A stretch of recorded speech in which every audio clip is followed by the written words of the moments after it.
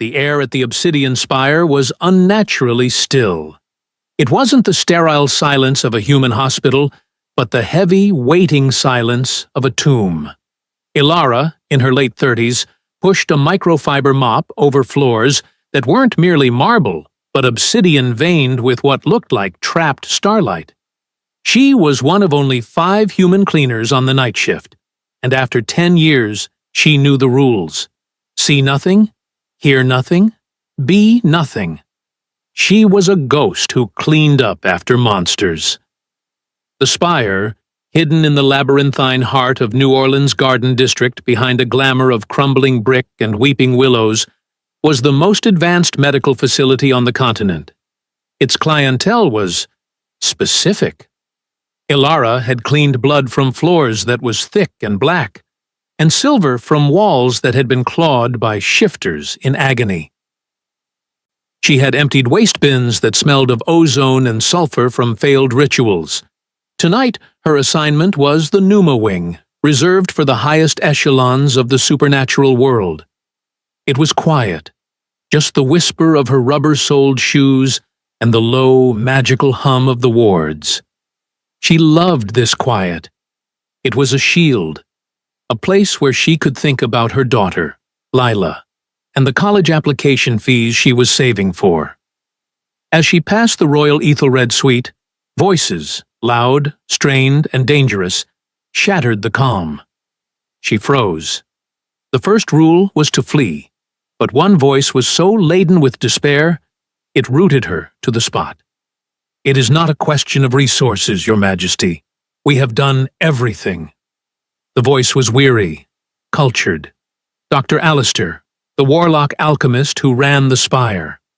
A second voice, a low vibration that seemed to shake the dust from the air, was one Ilara had never heard. It was a sound of crushed velvet, ancient stone, and barely contained violence. "Everything. That is what you told me when you brought in the mages from Vienna. That is what you said when you petitioned the Fae for the Everlight petals. And now you tell me everything means my son will turn to dust before my eyes? The Ashen Curse is not a disease, Your Majesty. It is an unraveling of the immortal essence. We are attempting to heal a soul, and we have failed. Prince Liam's life force is fraying. The magic is consuming him from within. We have weeks, perhaps less." A sound like a marble statue cracking echoed, and Ilara realized with a jolt of terror that the king must have struck the wall. "Name the price, Alistair. 1,000 mortal lives? The loyalty of my entire court? There must be a cure." A heavy sigh from the doctor. "There is, or rather, there was. A myth, a legend. The only thing that can halt the Ashen Curse is a direct life force transfusion. A ritual to anchor his soul. But it requires the one thing we cannot find." "What?" the king demanded. "Speak." "A mortal with the golden vein," Dr. Alistair said quietly. "A human bloodline, thought extinct, whose very life force radiates a healing aura. A human whose blood is pure creation. It is a fairy tale, Your Majesty. We have checked every database, every registry. The bloodline is gone. We are out of time." A terrible, suffocating silence followed. Ilara stood, her mop handle gripped in a white-knuckled fist, her own blood running cold. Golden vein. It wasn't a fairy tale. It was the bedtime story her grandmother used to tell her. "We are of the golden vein, Ilara. It is a blessing and a burden. You must never, ever speak of it. The night hears all." The door to the suite hissed open. Ilara scrambled, her muscle memory taking over, fumbling with her ringer bucket, her eyes down. He emerged. He was not a man. He was a force of nature, incredibly tall, with hair as black as the obsidian floor, and a face that was terrifyingly, inhumanly beautiful. He wore a simple black tunic and trousers, yet he seemed to be armored in shadow and power. He was King Kalin, ruler of the Crimson Court, a being of legend. And he was weeping. He didn't make a sound.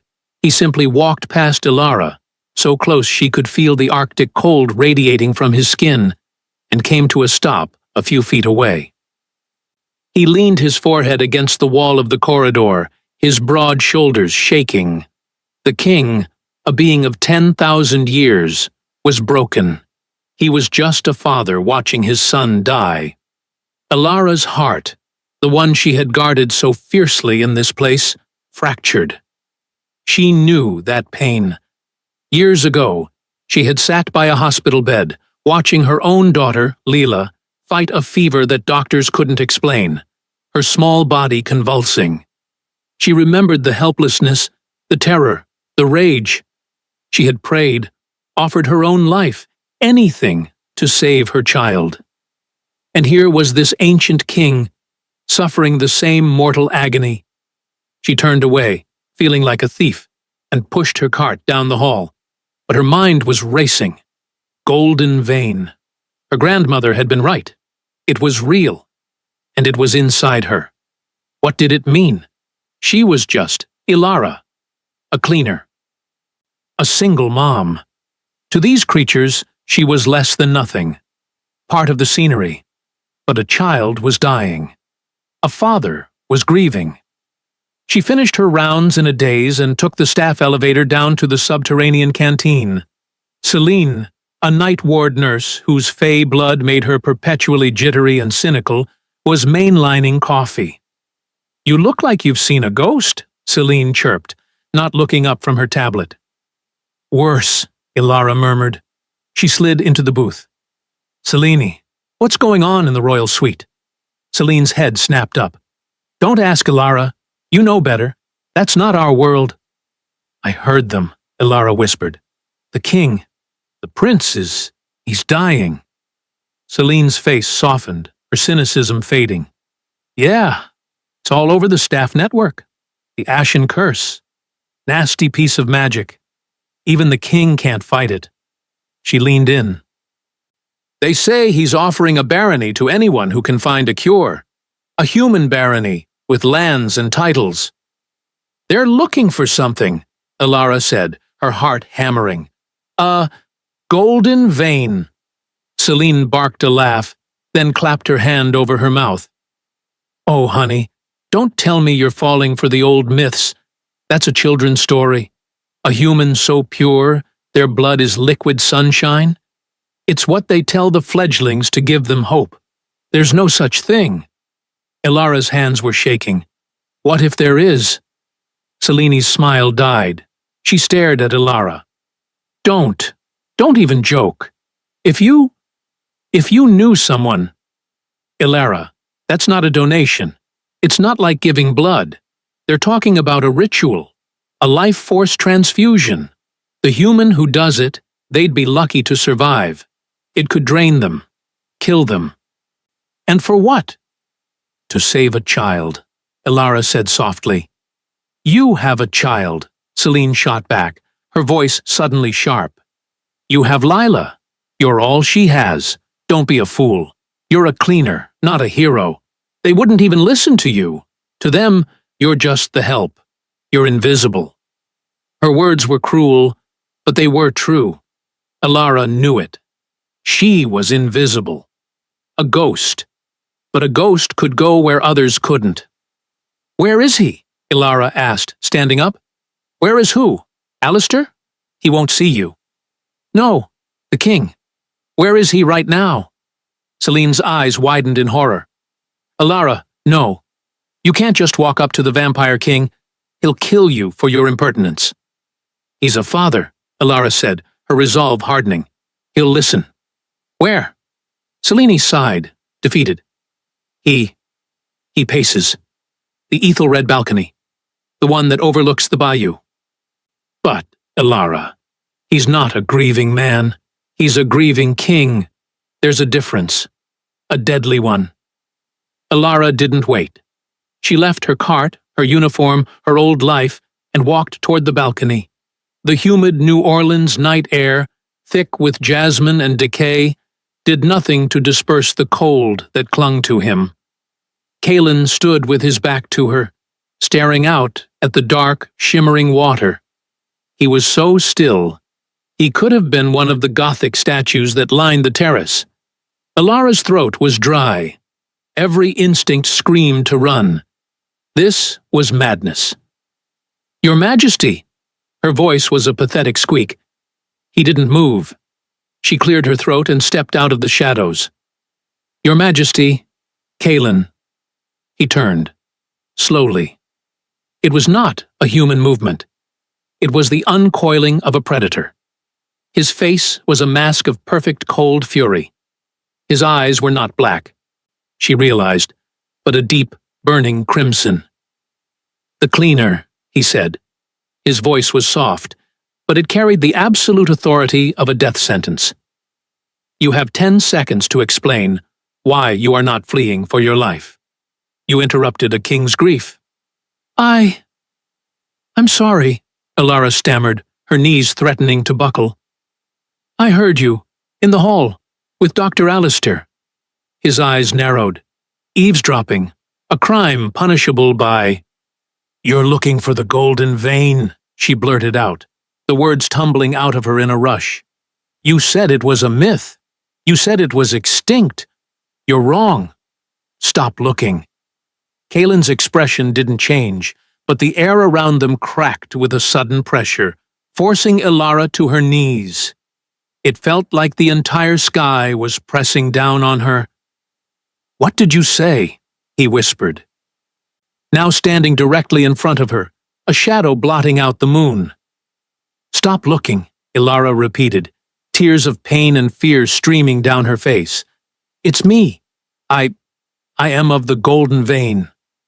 The pressure vanished. Kalen stared at her, his head tilted. He was a scientist observing a microbe. "You are lying." "No, my grandmother, she told me. She warned me. It's my family's secret." The king was silent for a long moment. Then he did something strange. He knelt, so his eyes were level with hers. He inhaled, deeply. His eyes flared, the crimson turning to a burning gold. "It's true," he breathed, a look of profound, terrifying wonder on his face. "The scent. It's like the sun. I can smell it. The life in you." He reached out, his long fingers tracing the pulse point on her neck without touching it. "You, a cleaner, possess the blood of creation." He stood up, his mind clearly working at an impossible speed. "Name your price, mortal.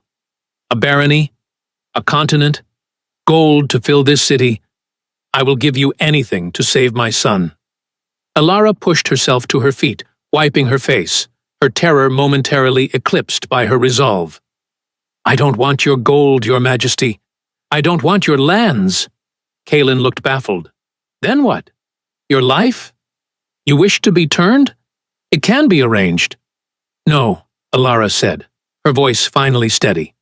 "I have a daughter. Her name is Lila. If I do this, if I perform this ritual, my secret is out. This bloodline, she might have it too. We will be hunted for the rest of our lives by creatures wanting what you want." "I will protect you," he said dismissively. "That's not good enough," Alara said, shocking herself with her own bravery.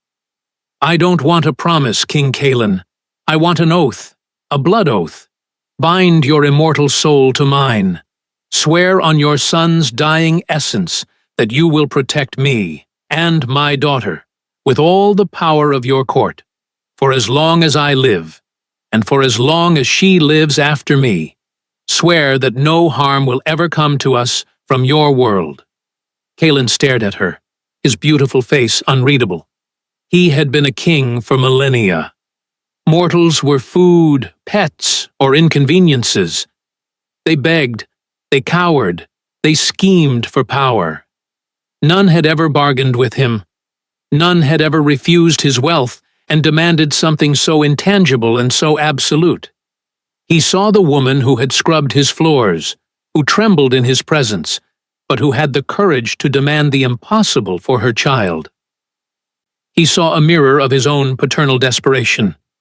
A slow, dangerous smile touched his lips. "You are not like other mortals, Elara, of the golden vein." He held out his hand. "My son's life for your daughter's safety. A fair, if unorthodox, bargain. I swear it. Come, Dr. Alistair must be informed. We will begin the tests. Now." He turned and strode back into the spire. Elara, trembling, took a deep breath and followed the shadow, her old life dissolving behind her with every step. She was escorted by 2 royal guards, their red-plumed helms seeming absurd in the sterile hallway. They gave her a secure, obsidian-cased phone. She called her daughter. "Mom, what's wrong? It's 3 in the morning."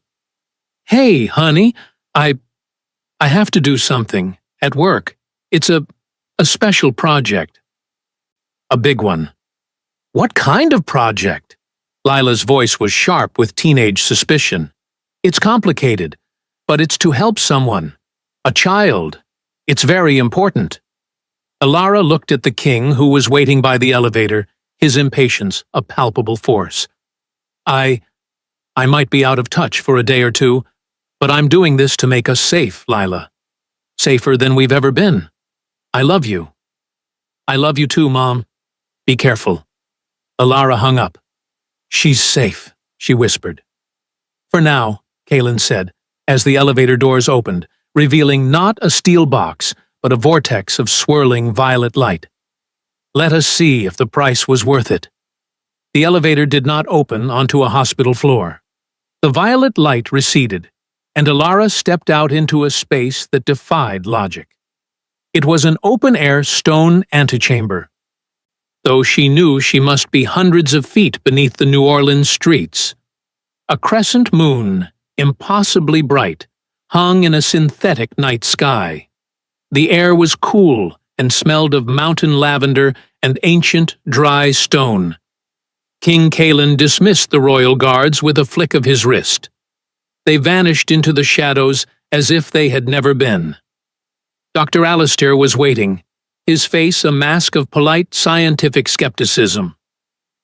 "Your Majesty," he began, "while I appreciate your desperation, bringing in a member of the domestic staff is highly irregular.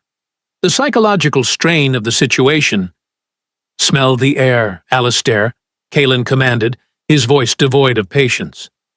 The warlock physician, a man who had clearly seen everything, paused. He closed his eyes. He inhaled. His composure. The carefully constructed wall of a 1,000-year-old academic shattered.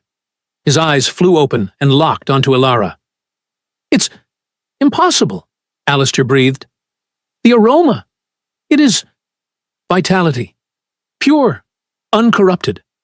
I have not sensed this sun on stone, since the old world."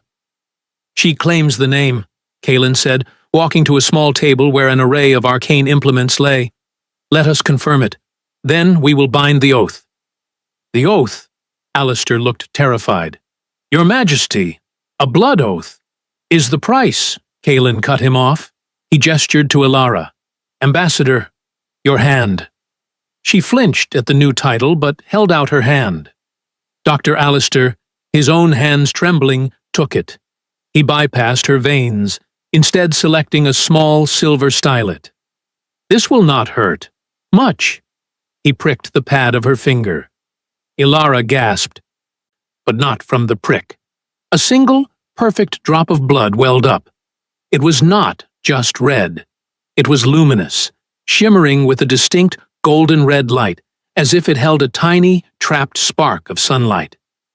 "By the first laws," Alistair whispered, his skepticism vanishing, replaced by a profound religious awe. He quickly retrieved a vase from a nearby alcove. In it was a single rose. It was blackened, withered, and crumbling, the petals like ash. "A specimen from the prince's own aura," Alistair explained. "The curse in physical form." He guided Elara's hand over the vase. He touched her finger. The single golden drop fell. It hit the blackened petals. The effect was instantaneous and violent. A shock wave of life erupted from the drop. The black ash crumbled and fell away, revealing a new bud underneath. Before their eyes, the bud swelled. The thorns on the stem retracted, and with a soft, audible whoosh, a perfect, deep crimson rose bloomed, its scent filling the room. "It is true, Kay." Kaelin's voice was thick. He looked at Elara, his crimson eyes unreadable. "The legends are true." Elara stared at the rose, her heart hammering. The stories, her grandmother's whispers, they were all real. "Now," Elara said, her voice shaking but firm, "the oath, and then I see the prince." Kaelin's head snapped up. "See him! That was not part of the bargain." "It is now," Elara said, surprised at her own audacity. "You are a father. I am a mother. I almost lost my child once. I know what it does to you. I will not be a bag of blood for this ritual. I am not a tool. I am doing this for a child. I need to see him." Alistair looked ready to faint from her impertinence. But Kaelin smiled, a true, sharp-fanged, and utterly terrifying smile of what looked like respect. "Very well. The oath first. It will bind us, your life and your daughter's, in exchange for the life of my son. A fair trade." The ritual was brief and absolute. Kaelin produced a shard of obsidian, a different piece from the floor, one that hummed with power. He sliced his own palm, then hers. Black blood and golden red blood. He clasped her hand, and the world screamed. Elara fell to her knees as a torrent of power, of 10,000 years of memory, of cold, ancient, and profound strength, rushed into her. She felt his life bind to hers, a cold, ironclad chain of magic. It was not a promise. It was a fact, a change in the fabric of the world. Then it was over. "It is done," Kaelin said, his voice softer now. He pulled her to her feet, his grip impossibly strong, yet gentle. "You and yours are under my protection. Forever." He turned. "Alistair, prepare the ritual chamber. Bring the coven. We will need their strength to forge the conduit." Alistair bowed and hurried away. Kaelin looked at Elara. "Come, see what you are saving." He led her from the antechamber into the true royal suite. It was not a hospital room. It was a vast, cold cavern, lit by dying embers in a great hearth. The air was thick with the smell of dust and something sweet, like dying flowers. On a massive, four-poster bed, a small figure lay. This was Prince Liam.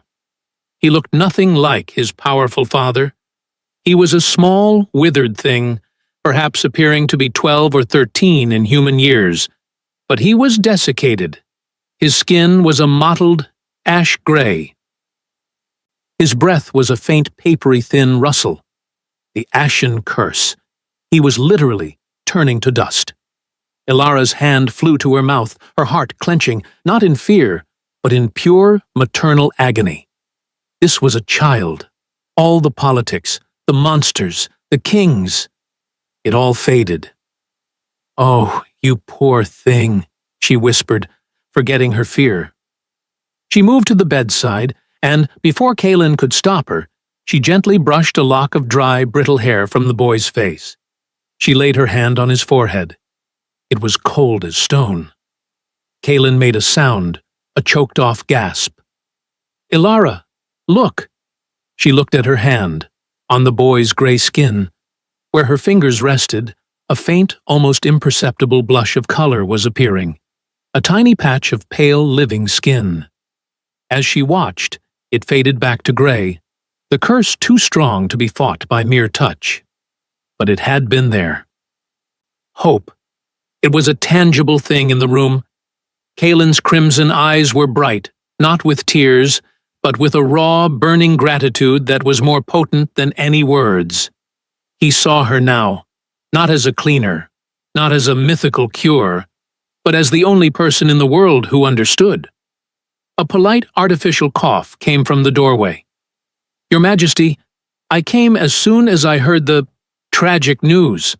One does hope for the best, but one must, of course, prepare for the worst. Elara turned. A new vampire stood in the doorway. He was slender, aristocratic, and dressed in opulent old-world finery that made Kaelin's simple tunic look like a modern affectation. His smile was thin, and his eyes, a pale, icy blue, were filled with a cold political calculation. "Count Borislav," Kaelin said, his voice dropping back to absolute zero. He instinctively moved, placing himself partially between the Count and Elara. "Your timing is, as ever, precise, but you are premature. My son is not dead." Borislav's thin smile faltered for a fraction of a second. His gaze slid from the king to Elara, dismissing her as one would a piece of furniture. "Indeed, Dr. Alistair's alternative treatments, I presume? A mortal?" He sniffed the air, his nose wrinkling. "How agricultural. I did not realize you were desperate enough to turn to livestock. Does her blood taste of false hope?" Elara flinched. The insult was clear, dehumanizing. Before she could even process the sting, Kaelin moved. He was not a man. He was a blur of pure, contained night. One moment he was at the bedside, the next his hand was on Borislav's throat, pinning the Count to the stone wall, his feet dangling inches from the floor.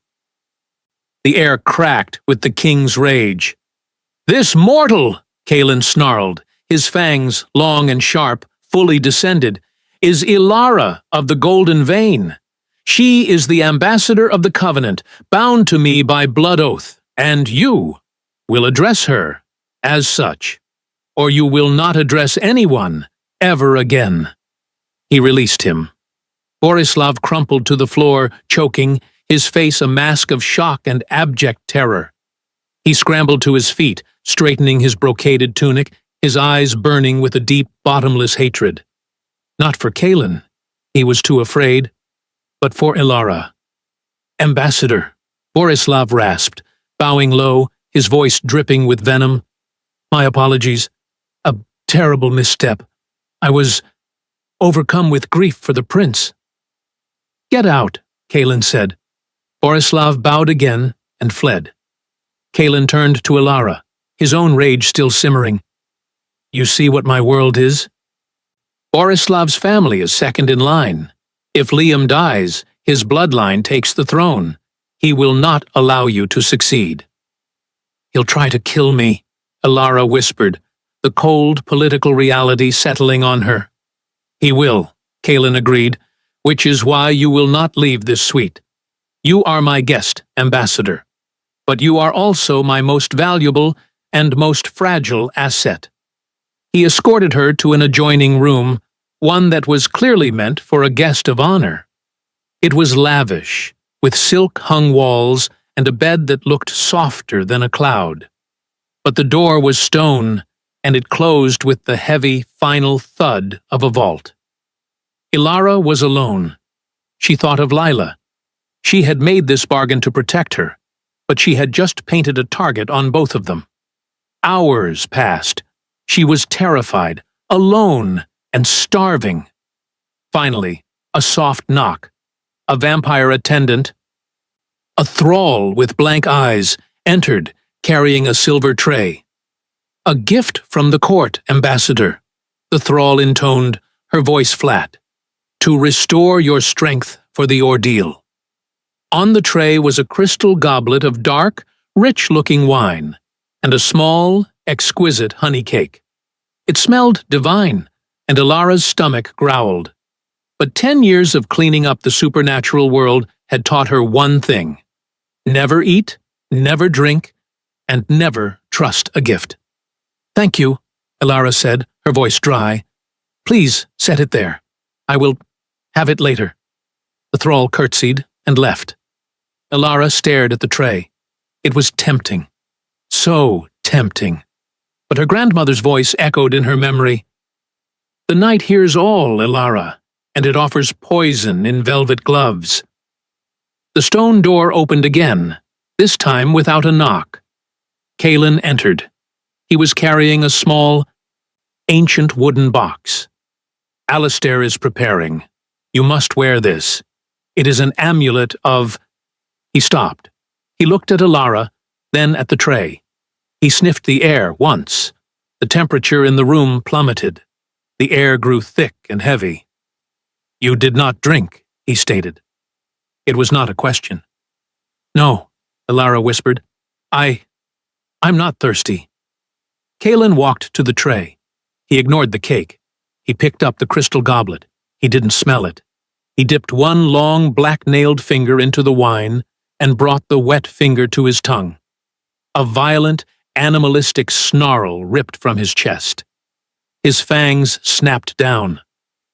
"Silver ash," he hissed, his crimson eyes blazing with a fury that made his earlier anger at Borislav look like mild irritation. "A fey poison. It would not have killed you, Ambassador. It would have soured your blood. Made it incompatible. Useless." He had been angry when Borislav insulted his authority. Now he was apoplectic. This was not a political slight. This was an attempt to murder his son. With a roar, Kaelin crushed the crystal goblet in his bare hand. Shards and poisoned wine sprayed across the stone floor. "He dares! He dares!" Kaelin was pacing, a caged panther. "He tries to murder my son from the shadows, using my own thralls."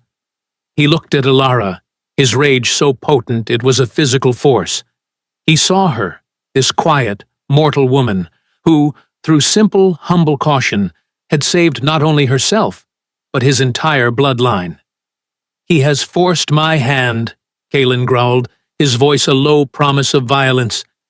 "He will not get a second chance. We cannot wait for the moon to be perfect. We cannot wait for Alistair's preparations." He strode to the door, his dark power rolling off him in waves. He turned, his eyes locking with hers, and in them she saw desperation, respect, and a terrifying, cold resolve.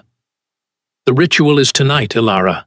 Now, while your blood is still pure, while my son still breathes." Kaelin did not run, but he moved with a speed that blurred the edges of the world.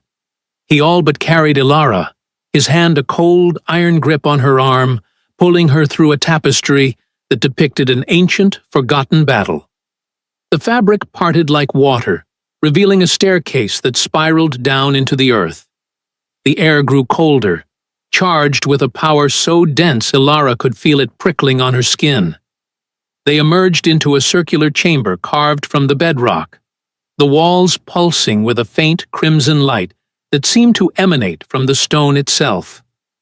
In the center, on a raised dais, was not a medical bed, but a flat, black altar. Dr. Alistair was there, frantically arranging a series of crystal phials and iron bowls. He looked up, his face pale with panic. "Your Majesty, no! It is madness!" Alistair protested, his voice echoing in the chamber. "The Coven is not here to stabilize the Matrix. The lunar alignment is wrong. If you act as the sole conduit, the feedback could kill you. Or it could drain her in a second, leaving you with nothing." "Borislav has left us no choice." Kaelin's voice was a blade of sheer will.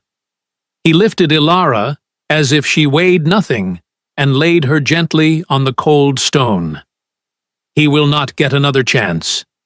You will assist me, Alistair. You will monitor her life force.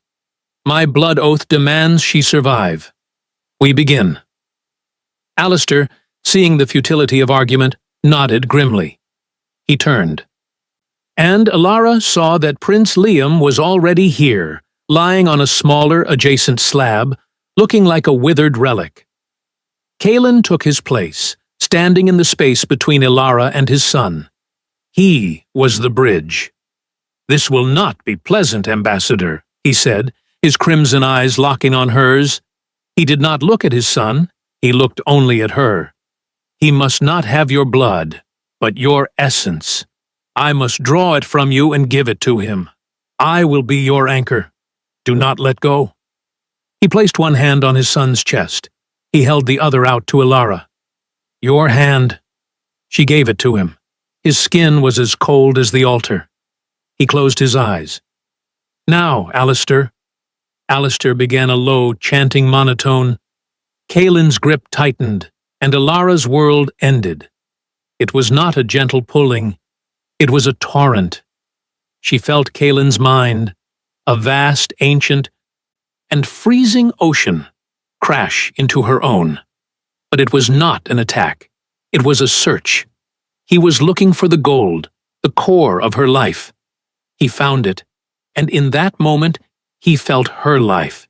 He felt her memory of holding a newborn Lila, her terror at her daughter's fever, her quiet, grinding poverty, her fear in the obsidian spire. He felt her profound, stubborn, maternal love. And she, in turn, felt him. She felt the crushing geological weight of 10,000 years. The loneliness of a being who saw entire empires rise and fall like mayflies. She felt the icy, silent halls of his empty court, and then a burning, white-hot, and terrifyingly human agony. The love for his son. "Stay with me, Elara," his voice echoed in her mind, not in her ears. A cold, siphoning void opened in her center. Her life force, her golden vein, was being drawn out, a river of liquid light flowing from her, through the king, and into the withered form of the prince. It was agony. She felt herself growing cold, her limbs heavy, the world fading to a pinprick of gray. "I am fading," she thought, her consciousness fraying. No, Kaelin's mental voice was a roar. He pushed back, giving her a fraction of his own cold, immortal strength. "I hold you. My oath is iron. You will not die." On the other slab, Liam's small body arched off the stone, a silent scream on his lips. The gray, ashen color of his skin began to war with a new, vibrant, golden-red hue. The curse was fighting back. "It is working!" Alistair cried. "The curse! It's breaking! Maintain the link, Your Majesty. Just a moment longer."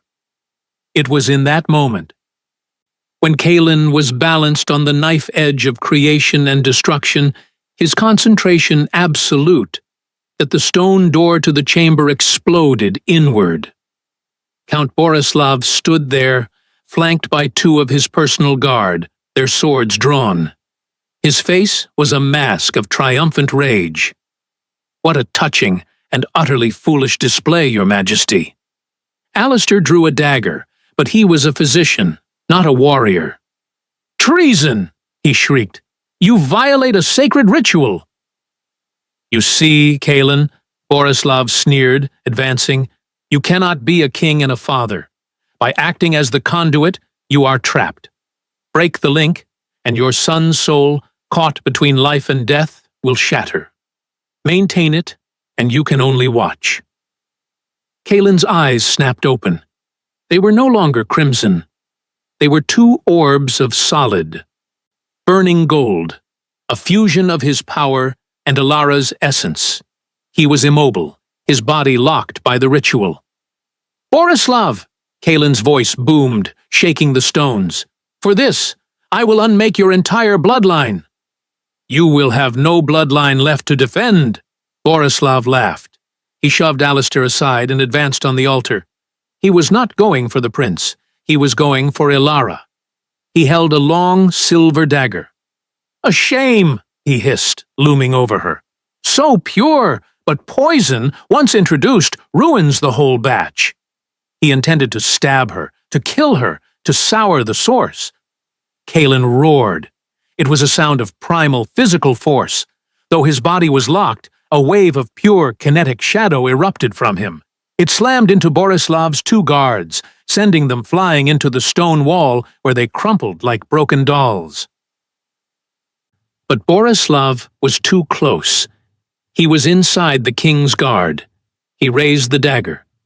Elara was dying. She was cold, weak, her vision tunneling. But she saw the man who had tried to poison her. She saw the man who was trying to murder the child she was saving. She felt Kaylin's desperate, trapped rage and her own small, quiet life of being invisible, of being nothing, coalesced into one final act of defiance. She could not move her body. But her hand, the one Kaylin wasn't holding, was free. She fumbled at her neck, her fingers finding the small wooden amulet Kaylin had given her earlier. As Borislav plunged the dagger down, Elara, with the last of her strength, thrust the amulet up to meet it. Magic met magic. The silver dagger, a tool of death, struck the ancient amulet, a vessel of life, which was now supercharged by the golden-red energy pouring from Elara. There was no explosion. There was a reaction, a terrible silent flash of golden-black fire. Borislav screamed. The dagger dissolved. The fire, a fusion of holy and unholy energy, leaped from the amulet and engulfed his arm. It did not burn him. It unmade him. The Count stared in horror as his hand, then his arm, then his shoulder, crumbled into fine, shimmering ash. The magic devoured him. He fell, not as a vampire, but as a pile of ancient dust and empty robes. The ritual link, its purpose complete, shattered. The golden light snapped back into Elara. The cold, dark power snapped back into Kaylin. The chamber was plunged into a sudden, profound silence. Elara, her anchor gone, fell into a blackness deeper than any night. She woke to the scent of lavender and the feel of silk. Her body was heavy, aching as if she had run 1,000 miles, but she was warm. She was alive. She opened her eyes. She was in the lavish guest room. Kaylin was sitting in a chair by the bed, simply watching her. The sun, a real morning sun, was streaming through a high window she hadn't noticed before, illuminating the dust motes. He was not burning. He was simply there. "You are safe, Ambassador," he said. His voice was quiet, stripped of its rage, its power. He just sounded tired. "Lila," she whispered, her throat dry. "Is safe," he said. "Guarded. You have my oath. And I, it seems, have your life." "The prince," Elara whispered, trying to sit up. "Liam, did it work?" A new voice, clear as a bell and full of a child's energy, piped up. Elara turned her head. Standing in the doorway was Prince Liam.